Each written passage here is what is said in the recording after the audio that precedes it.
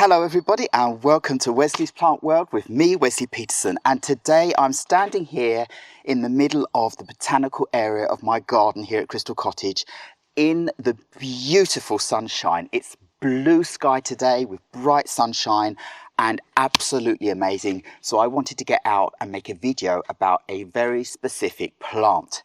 Now this is called Buxus sempervirens Rotundifolia. This is a smelly plant that is evergreen and absolutely perfect for all sorts of different areas in your garden.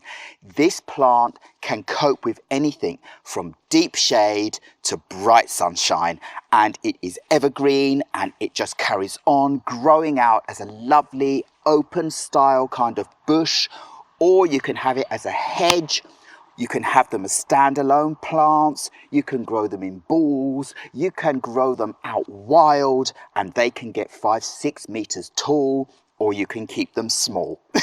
I could just go on about this plant because it's fantastic. And I wanted to make this video because, as you can see, I have lots and lots of bundles of this plant.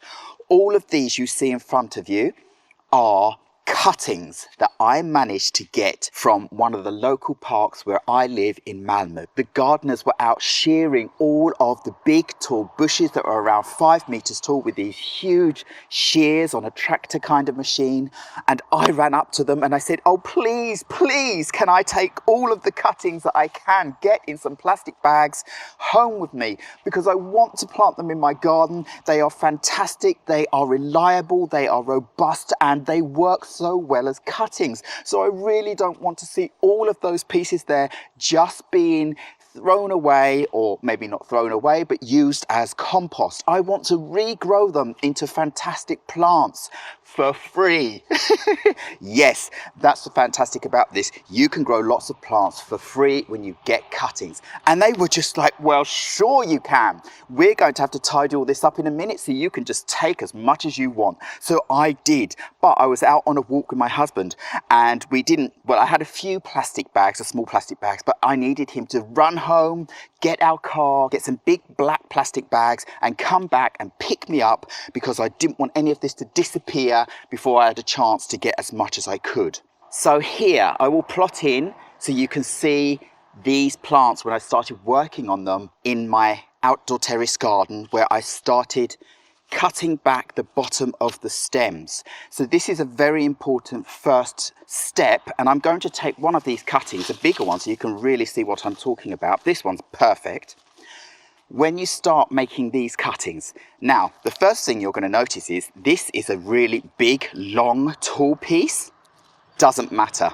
You can take cuttings from hardwood like this one, softwood, the new shoots that come out, and you don't need to fuss about anything. Get yourself, as you can see in this picture here, a knife and your secateurs and some gloves on your hands, because these are quite irritating, these plants. When I was working with them and pruning the bottom back and so forth, there was a lot of dust and debris coming up and they smell quite a lot, and the bottom of my eyes actually swelled up and I started getting a lot of allergy effects from this plant, and I could feel it in my throat and everything. So they are poisonous and you don't want to get them in your mouth, but the good thing about them being like this is that the deer absolutely do not touch them and do not eat them, and that is why I'm going to be putting these out around the edge of my grounds and different areas to keep the deer at bay as much as possible. But getting back to the cutting, so I went and collected all sorts of sizes. In fact, I'm going to take a small one just to show you that you really can take any size. This size, this size. These are both hardwood cuttings because they were shorn off the bush by the big machine now during the colder months, and it's March now, despite the sunshine like this today and it being many plus degrees. The bottoms, so as you can see here on the bottom, you take your knife and you just cut away all of the hardwood from around the edge. That gets you in closer to the inner part of the plant, where it will be able to take up as much moisture as possible while growing out new roots. And yes, it will work even with a big hard piece of wood like this, and conversely you can do it with a smaller piece like this. Again, you can see I've cut away all of the bark at the bottom, and it's just a little twig. And that will grow out perfectly as well. So basically it's really that simple, and I don't fuss about it so much that I don't go in and I don't prune the tops off and cut them down or anything like that. However they are, they carry on that way. The only thing I do is take all of the leaves that are growing out at the bottom, any low-lying branches, pull those off, cut them off, to give some space for the area that's going to be down in the soil, of course. But the rest of it at the top, you don't need to take a lot of leaves off, you don't need to cut back so that too much of the moisture doesn't evaporate away and you're worried about them drying out and so forth. No, as long as the soil they're in is moist, but not soaking wet so that they are suffocating, but just moist soil, then they'll manage to grow out roots, and they do it very quickly. At the end of this season, this year, these will have lovely big roots and they will carry on growing like no one's business. And I want to show you now some that I made earlier, just so that you really do understand what I mean with all of this. This little border I have down here to my left, I planted out all of these cuttings of this Buxus sempervirens Rotundifolia, I think 2 seasons ago, and they were less than half the size of what they are now, and they have grown out fantastically. So I just want to take you in for a closer look so you can see this. So here they all are in this border, as you can see here, all the way around. So look at this one, look how thick this one is at the bottom now. This has grown into a big, beautiful cutting. To think that they were less than half this size when I planted them. They've grown out really, really fast. Look at this lovely bushy one here. Really beautiful. And they're all looking very green and healthy, shiny, bushy. Look at this stem on this one. And then the ones over here and around the back. So they've worked out really, really well in this border. And last summer was the first time I pruned some of them in the top, because I don't want them getting too tall, and I'm going to have to prune them this year, but I don't want to box them in like a little hedge. I want to just prune them so they still look rough around the edges, because I want them to look like plants, not a hedge. So they're fine to stay like this, but just not too tall. Wasn't that fantastic? So now you can see that these plants have carried on and grown out so well, I've even had to start pruning the tops off them. I grew these in small pots first, in some soil, and after they got some roots, I planted them. But I have also planted these out in the garden and different places, straight into the soil, and they work that way as well. So all of these plants I have in front of me here, none of these have roots. They are all cuttings where I've cut up the stems. And just so you can see more of the bottom of the stems and what I mean, this is how I worked on these cuttings before I brought them here to my garden. And you can see they've all been cut away at the bottom, and basically they're ready to go. I haven't done anything else with them.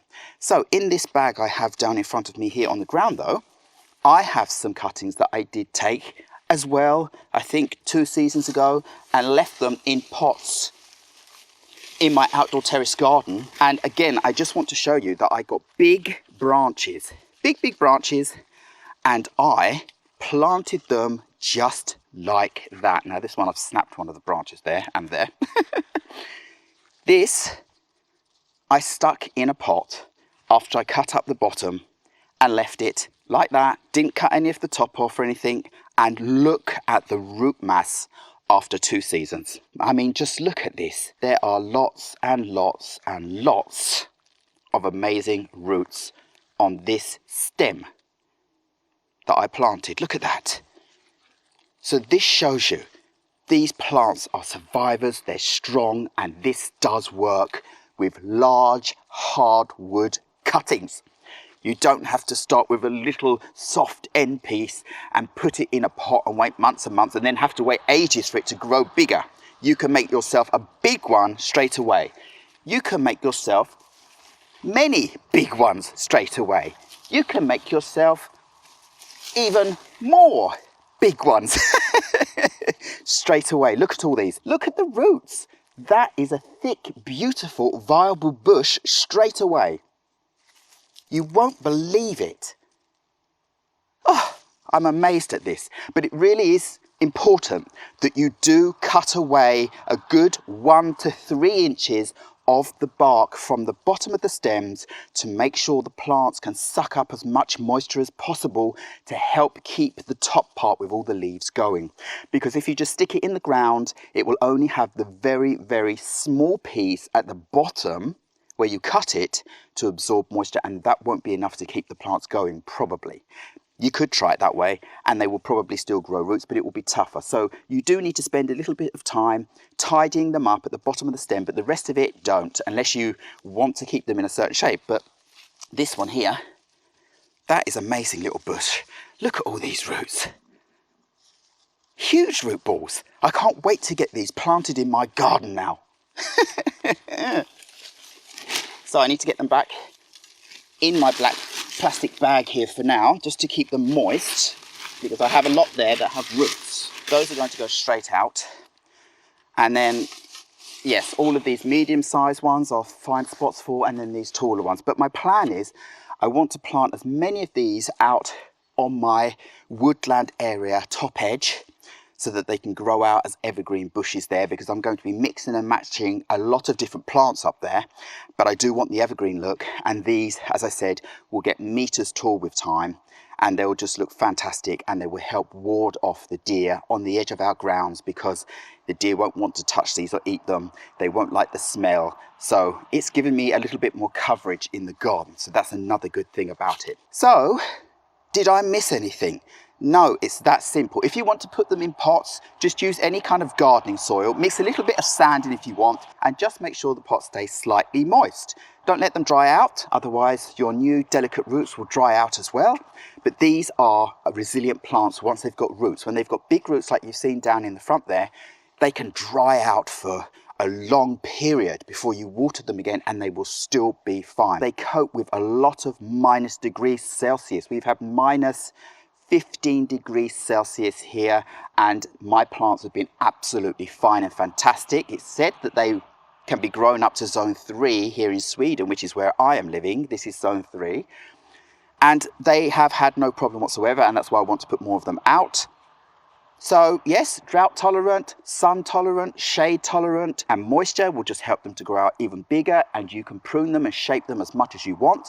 They do get little white flowers on them, and these ones are starting to get that, I can see. And then you get the pollen and the dust. And as I said before, do be careful when you're working with these plants, because they can give a kind of allergy reaction, because they are quite smelly. And I would say you wouldn't want to put these somewhere where you want to sit around a lot if you don't want that smell around you. That's why they're perfect to put along the edges, around the edges of my garden, or in borders like this where I'm not sitting too much. But actually, these ones I never smell that much as low bushes. But when they start growing up bigger and you've got them around your head area in that kind of height, you'll be able to smell them a lot more.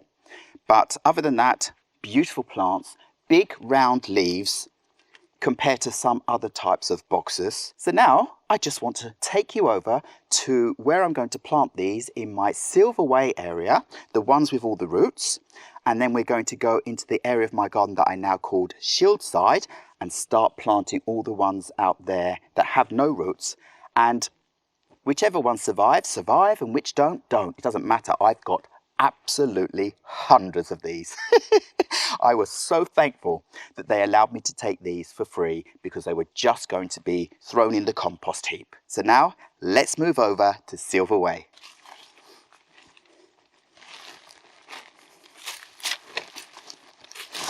So right, I am now in the area of my garden called Silverway here, and as you can see, there isn't much evergreen going on at the moment, and I really need to get this area filled out with evergreen plants so that we get protection from the street side here. I have my rhododendrons growing down here. I have some Picea abies down here growing out, the Norway spruce, and there are some bamboos that I hope will carry on growing out and bushing out. And at some point I will be planting out a hedge of Thea occidentalis Brabant here, and creating a lovely green wall like we have around the rest of our garden. So for now, I just want to get bits and bobs in the ground that I know that are going to come up and become evergreen. So these bushes I'm going to place out where I think I need a bush, because I can't actually even remember how many plants I have. So I need to see how far I want to space them out. And these are going to have a good fighting chance because, as you saw earlier, they all have roots. So let's see. One here. One here. You can't see me the whole time. I know I'm going out of frame, but I'm just trying to spread out my plants to see what I have to work with first.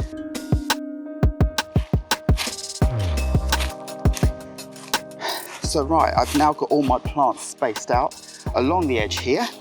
And in here, I just have some ivy growing, which I actually want to go and plant somewhere else in my garden, because I know I can't plant those out here because the deer will come and munch them down and they will be gone. So I'll just quickly take this away.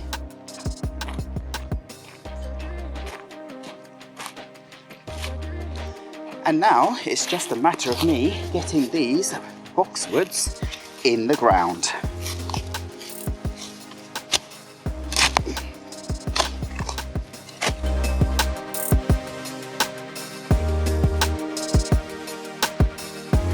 So I've managed to get all of these boxwoods planted, and I have 1, 2, 3, 4, 5, 6, 7, 8, 9, 10, 11.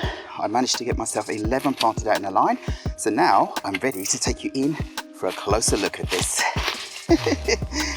This is fantastic when you get free plants and you've nurtured them and then you can plant them. So here we go, we're going up out of my Crystal Drive area up onto our street here, my neighbour's house on the other side of the road, or houses.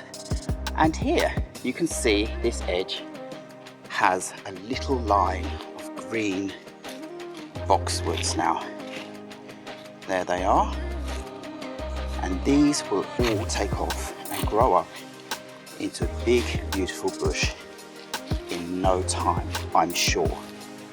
And we've had a lot of rain this year during the winter months, so it's very moist, and I hope it carries on raining, or staying moist at least during the night time, so that these can really sink their roots into the ground and grow out for me, because I need this area to start getting much more green for me during the winter. But as I said, I will be planting out a ready established 2 meter high Thea occidentalis Brabant bush along here down at the bottom of the slope, but I just want to plant out more bushes and different shrubs in front so I get a thicker layer with time. So here we have the steps up into our cottage, and just to show you, I planted out more cuttings of this Buxus sempervirens Rotundifolia down here by the side of our concrete steps, because I want these to grow up and take away the concrete look and give us an evergreen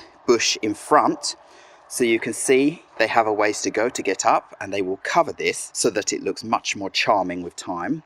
This Thea occidentalis Brabant at the front has done a great job of covering up the front part, as you see here. This was also just a 60 centimeter bush when I planted it. Now look at it, 4 meters tall and doing fabulously. So now I just want these bushes down at the front here to grow out so that I can prune them in the shape of the steps. But otherwise, they've been here since last summer season. So they've made it through the whole winter now. It's March and they are looking fabulous. So another good use for this fantastic plant. A place where we don't sit, so we don't get disturbed by any of this plant's smelliness. So that was the first part of planting out some of these cuttings, and they look fabulous there on the side in Silver Way. And I'm really looking forward to them growing up. I'm going to let them grow up and push out to around 2-3 meters tall. So it's going to be fabulous with time. So now I have an even harder job because I have lots of cuttings here. I have probably around 200 or something like that, maybe more, individual stems that I need to get into the ground in my Shieldside garden area. I'm not going to film that because now I've already shown you the idea and what I'm going to be doing. I will just be placing these out, but these I'll be placing out not just in one row, but up and down the slope, so I get a thick mass there. And we'll see how many of them survive and manage to carry on growing out. But it's going to be really, really nice with time. It's just difficult to see it when I show you the area now and it looks quite bare. But I know this is going to be fantastic, and it's doing so well in other borders and other areas of my garden. So I'm just going to go and get on with this now. If you see anybody going and pruning back big boxwood bushes and you want to make yourself some new plants, you can politely ask them if you can take as many of those cuttings as possible if they're not going to be using them themselves in any way, and then you can save these plants so that they can grow out and become fabulous in the nature in your own garden. You know what I've decided to do? All these beautiful cuttings that I have going on in this border here that I planted over a year ago and I did a video on, I've decided to take up all of these cuttings and plant them out on the edge of my garden, where I showed you me planting the other ones, but yet further down in the other side, and then I'll meet more towards the middle with other cuttings that haven't got roots.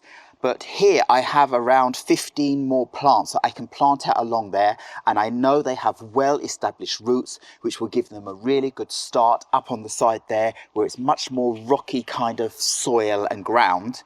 And I really want them to be able to get a good start there and work out for me, because here I can just place in more cuttings directly after, where they are more in the sun and in this border where you can see, well, it works out very well for them, whereas out on that side it will be a much more shady area of the garden.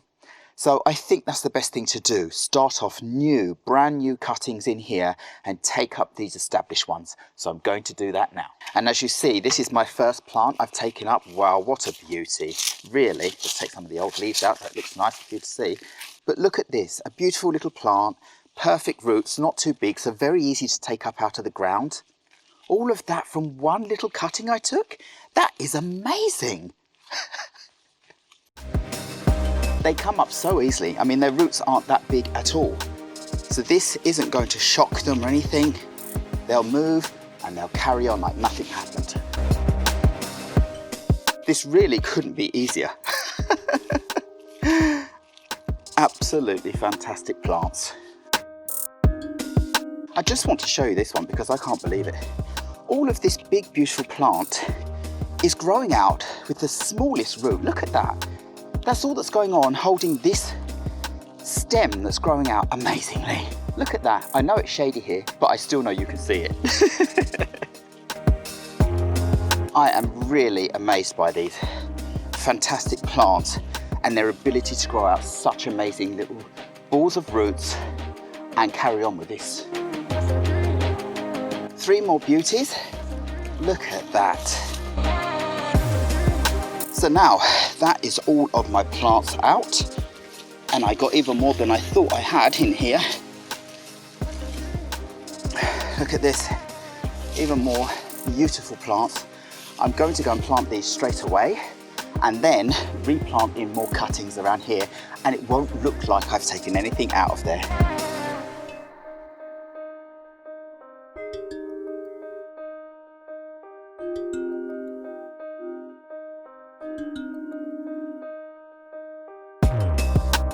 So we'll go for another walk along the edge of my garden to see what I've done today. And here you can see the first oxboom that I've planted along the edge here. You can see, small at the moment, but they still shine out in the sun and they're going to look great. So it stops here, so I have this big gap that I need to fill out with even more of them. And you can see there is a bush growing here, but it's a spirea and it's all brown in the winter, which I don't want to carry on like that. So we're getting to the next part where all of the plants I took out of that small border you saw just before, I've just planted them all out along here. So there you go, there they are. You can see all of them, and you can see it's changed the character of this area already, because you can see how green they are compared to everything else that's brown. So it's absolutely amazing how well this has turned out. Look at them. fantastic. There you go. And just so you understand why I need this, now you can see the edge of my garden. There's our Crystal Cottage. And you can see down into our Crystal Woods area with all the different garden areas that I'm working on. So I need this to be shielded completely with time, just like the rest of our garden. And then I'll be very happy. So here they are. And they're going to grow up to be a couple of meters tall and help to keep evergreen interest and a lovely bush.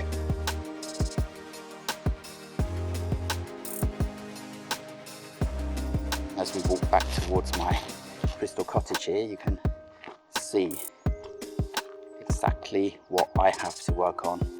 And it's a big job. I'm going to be, as I've said before, planting as many 2 meter tall Thea occidentalis brabant on the inside of this slope. So this is me just trying to build up the outside edge now. And I mean, it looks much more bare because it's still the winter months. This will be much greener. I have all the hazelnut bushes here that fill out with leaves. The spirea and all of the trees, of course, get their lovely canopies.